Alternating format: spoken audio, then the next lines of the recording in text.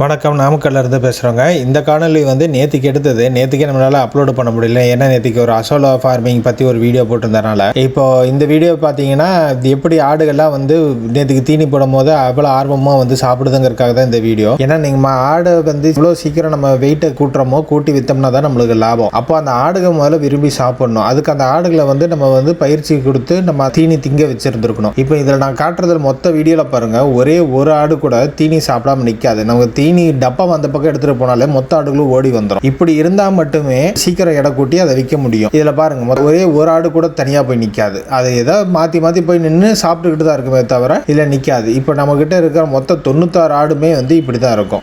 இப்படி தரமா நம்ம வளர்க்கறதுனால தான் நம்ம சீக்கிரம் வெயிட் கெயின் பண்ணி விற்க முடியுது. இதே தான் நாங்க வாங்குறவங்களுக்கு சொல்றோம். இந்த மாதிரி நீங்க தரமான ஆட்டை முதல்ல தயார் பண்ணணும். ஒரு ஆடு எடுத்துட்டு வந்துடுறோம், அது நம்ம ஏதோ தீனி போடுறோம்ட்டு இல்லை. அது சரியான ட்ரீட்மெண்ட் கொடுக்க தான் நல்ல ஃபீடு, அதுல கலக்கிற லிவர் டானிக்காக இருக்கட்டும், கால்சியம் டானிக்காக இருக்கட்டும், எல்லாமே பிளான் பண்ணி அது சரியான இடத்துல பண்ணும்போது அப்புறம் அது கழியுதுன்னா அதுக்கான மாத்திரையை போட்டு சரி பண்ணுறது, அது கொஞ்சம் கொஞ்சமாக ஃபீட் அடாப்ட் பண்ணுறது. ஒரு ஆடுகளை சீக்கிரமாக அடாப்ட் ஆகிக்கும், ஒரு சில ஆடுகள் பொறுமையாக தான் அடாப்ட் ஆகும். அது அடாப்ட் ஆகிற வரைக்கும் நம்ம பொறுமையாக தான் ஃபீடு கொண்டு போகணும். அதுக்குன்னு வேக வேகமாக ஃபீடு போட்டோம்னாலும் அது குட்டிக்கு ஆபத்து தான் கொடுக்கும். இந்த மாதிரி ஒரு நாயவும் ஒரு மாடவும் நம்ம ட்ரெயின் பண்ணி கொண்ட மாதிரி தான் ஆடையுமே நம்ம சீக்கிரம் வெயிட் கெயின் பண்ணணும்னா ட்ரெயின் பண்ணி கொண்டு வரணும். அப்படி ட்ரெயின் பண்ணி கொண்டு வந்தால் தான் இங்கே பாருங்கள் எப்படி அலமோதுது பாருங்கள் சாப்பிட்றதுக்காக. இப்படி அலமோதிட்டு வரும்போது தான் அது ஹெல்த்தியாக இருக்குது, ஆரோக்கியமாக இருக்குது அந்த ஆடு. அந்த ஆரோக்கியமாக இருக்க ஆடை வச்சு தான் நம்மளும் லாபம் எடுக்க முடியும். அதை தாண்டி நம்ம எவ்வளோதான் நம்ம நல்ல நல்ல குவாலிட்டியான ஃபீடு வாங்கி வச்சாலும் அந்த ஆட்டுக்குட்டி பழகலைன்னா சாப்பிட்டா அது நல்ல வெயிட் கெயினும் ஆகாது. இந்த மாதிரி நீங்கள் குட்டி எடுக்கும் போது தரமான குட்டியாக இருக்கணும். அதாவது நீங்கள் சந்தையில் பார்க்கும்போது அதிகபட்சம் நீங்கள் நோய் இருக்கா